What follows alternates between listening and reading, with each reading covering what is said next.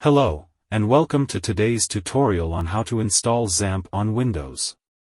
Whether you're a web developer, designer, or just someone looking to set up a local web server, Xampp is an excellent choice.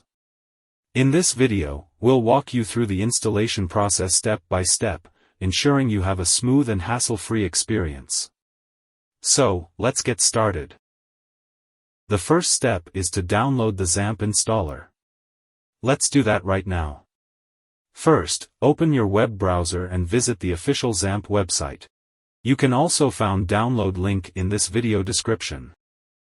After visiting this website, click on Download button to download Xampp installer.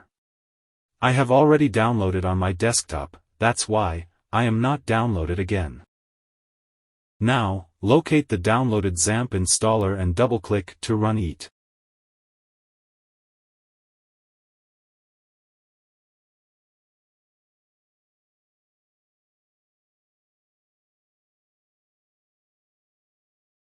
Click Next on the welcome screen. Select the components you want to install and click Next. Choose your language and click Next. Finally, by clicking Next, start the installation process. Here, wait few moments until installation process completed.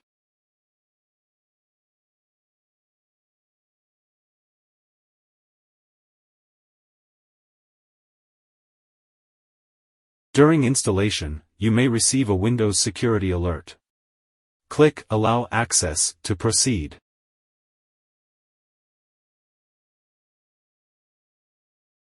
Now, click on Finish. Now that Xampp is installed, let's start the services and test our local server. Start the Apache and MySQL services by clicking the Start buttons. Now, open your web browser and type localhost in the address bar. You should see the Xampp dashboard, indicating that your local server is running. If you found this tutorial helpful, please give us a thumbs up and consider subscribing for more tech tips and tutorials. Thanks for tuning in, and we'll catch you in our next video.